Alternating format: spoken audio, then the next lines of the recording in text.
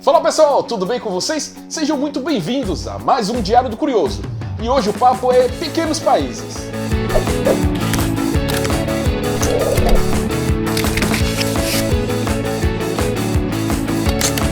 Quem me acompanha aqui no Diário do Curioso já pode perceber que eu falei sobre os melhores e os piores países do mundo para se viver. Inclusive, você pode assistir esses vídeos clicando logo aqui acima no card. E foi então que lá no meu Instagram pediram para eu falar sobre os menores países do mundo que quase ninguém conhece. Por falar em Instagram, você também pode indicar temas para o Diário do Curioso.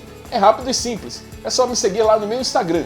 O endereço está logo aqui na tela, vai ser um prazer falar com vocês. Aproveita também, se inscreve aqui no Diário do Curioso e já deixa aquele like.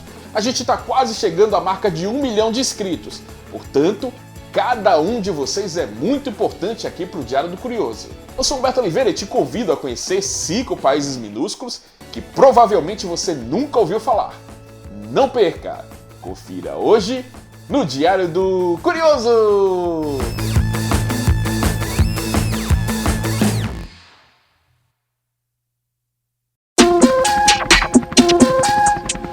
Nossa viagem pelos menores países do mundo começa aqui, em Sealand. Sim, nessa imagem você tá vendo o país. Calma, você não tá maluco, eu vou explicar.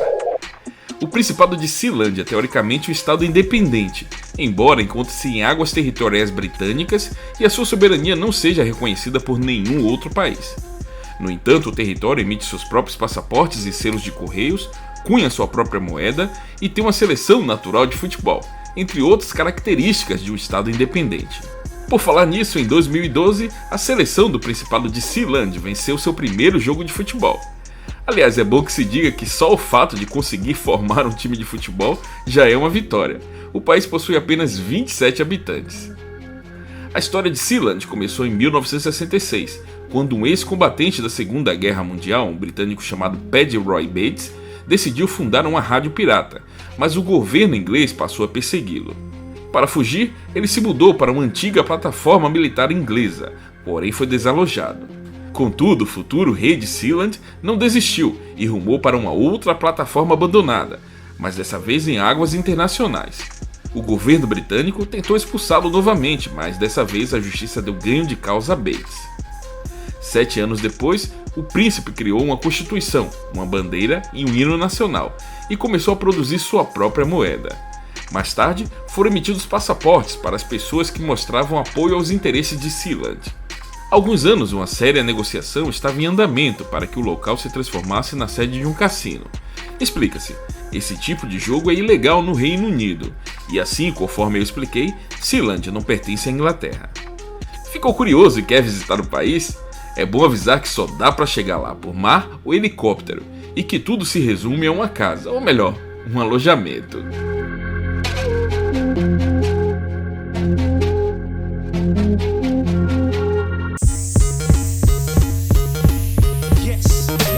E na sequência, Niue, um pequeno estado insular na Oceania, conhecido por ter pokémons nas moedas e Wi-Fi gratuito para todos.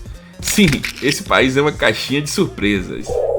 Niue é uma ilha localizada a nordeste da Nova Zelândia, e por ser um lugar remoto e com diferenças linguísticas e culturais em relação às outras ilhas, que formam um triângulo na região, foi administrada separadamente.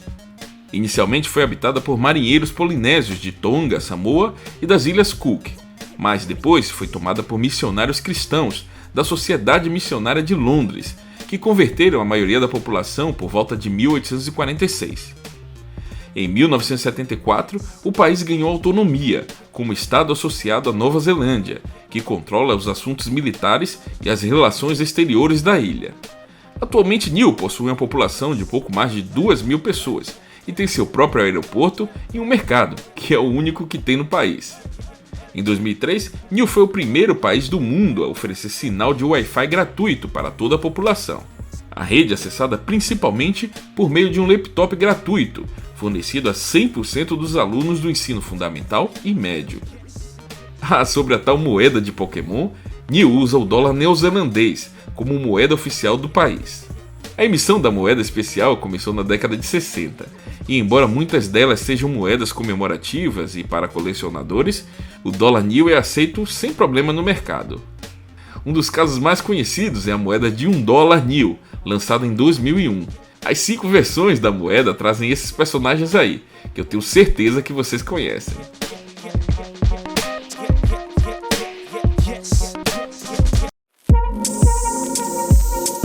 Já Tuvalu, localizado ao sul da Oceania, não é apenas um dos menores países do mundo, mas também sustenta o título de mais pobre do mundo.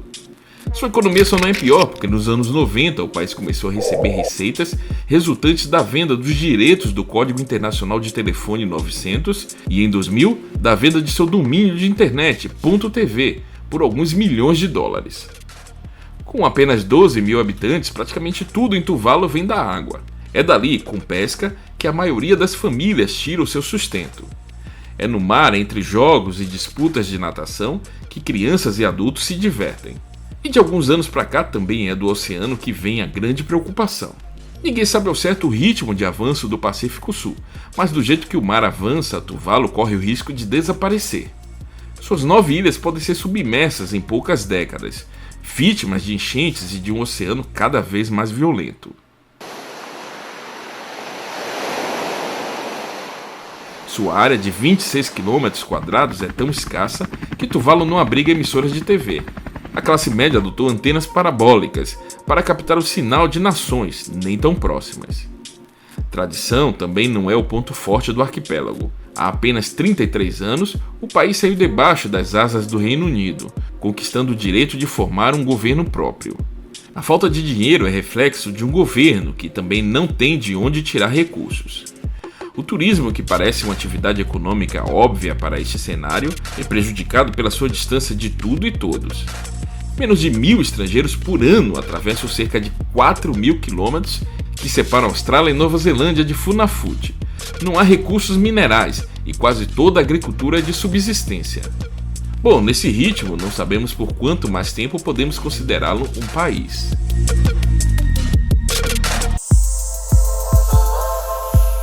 Palau está localizado entre os mares das Filipinas, Indonésia e Papua Nova Guiné, e é um país bem curioso, formado por várias ilhas de tamanhos diferentes. O que mais chama atenção nesse pequeno país é a sua natureza peculiar, com florestas tropicais, várias espécies de pássaros, águas repletas de tubarões e um lago com mais de 2 milhões de águas vivas. Outra curiosidade é que Palau foi considerado o país com maior consumo de cerveja e maconha.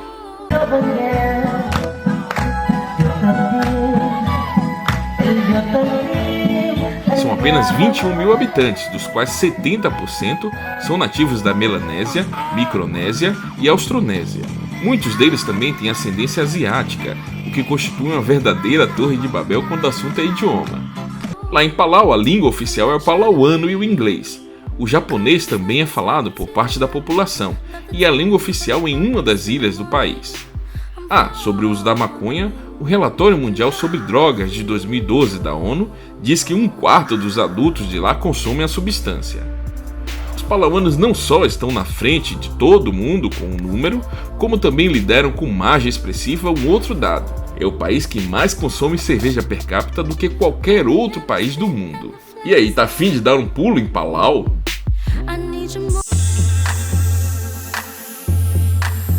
E finalizamos aqui, em Nauru, um pequeno país localizado na Oceania e considerado o menor país insular do mundo. Nauru nasceu em 1798, quando o navegador inglês John Fear a descobriu e obteve independência em 1968. Em 1970, passa a controlar o negócio de fosfato e em 1993, a Austrália e Reino Unido aceitam compensação por danos ambientais por extração de fosfato. Em 2000, esgotam-se as reservas de fosfato e a ilha passa a depender da Austrália e concorda em 2001 receber os exilados políticos recusados por ela. Nauru não tem uma capital oficial, nem um sistema de transporte público, e uma característica peculiar do país é o número de pessoas obesas. A taxa de obesidade no local é superior a 70%. Surreal, não?